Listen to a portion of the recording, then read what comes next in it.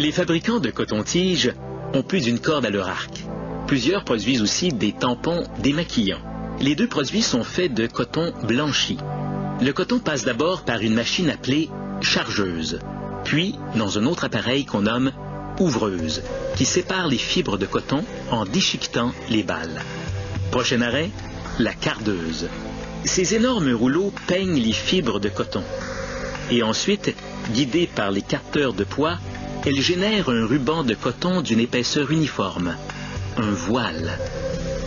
Ce voile est maintenant prêt à être transformé en coton-tige ou en tampon démaquillant. Pour fabriquer des tampons, on superpose plusieurs couches de voile. Le nombre précis de voiles est hautement confidentiel, tout comme la quantité de pression qu'on applique pour comprimer ces voiles.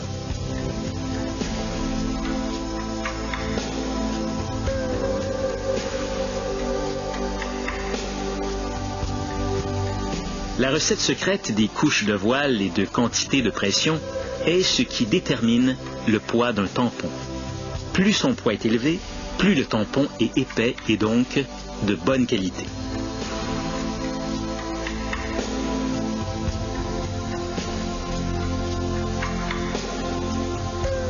Une fois comprimées, les couches de voile passent par la déchireuse. Celle-ci divise le rouleau en plusieurs unités plus étroites.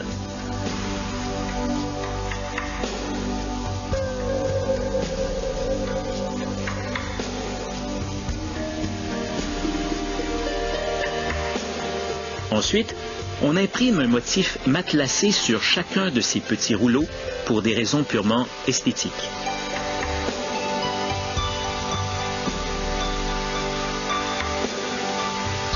Enfin, on coupe les tampons à l'aide d'un poinçon de perforation. Dans ce lot en particulier, chaque tampon pèse en moyenne 0,7 g. L'usine peut produire des tampons d'un poids donné selon les exigences du client. Les tampons démaquillants sont prêts à être emballés. Aujourd'hui, le client veut des paquets de 100. La lumière bleue indique aux employés où se trouve la marque des 100 unités. Pour façonner des cotons-tiges, on sépare le voile initial en 4 voiles plus étroits, chacun d'eux pesant 1,5 g par mètre. Chaque voile étroit passe dans un tuyau en entonnoir qui arrondit sa forme aplatie. Puis, il s'enroule en cylindre. La machine prend alors 2 brins de coton à partir de barils différents qu'elle achemine à chaque bout du bâtonnet. De même que pour les tampons démaquillants, la quantité de coton par bâtonnet varie selon les exigences du client. La chargeuse prépare les bâtonnets.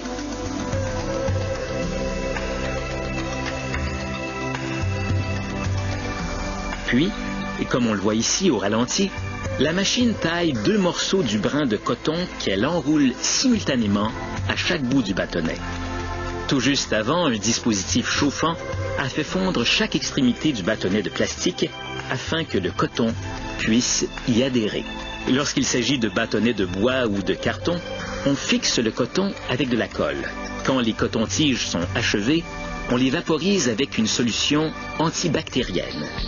Voyons le tout au ralenti. Et maintenant, à la vitesse normale. 2000 cotons-tiges à la minute. Des capteurs détectent les cotons-tiges défectueux et les rejettent automatiquement de la chaîne de montage. Vous remarquerez un espace vide de temps à autre. Enfin, un bras robotisé saisit le nombre exact de cotons-tiges par boîte, toujours selon les exigences de chaque client et les emballe.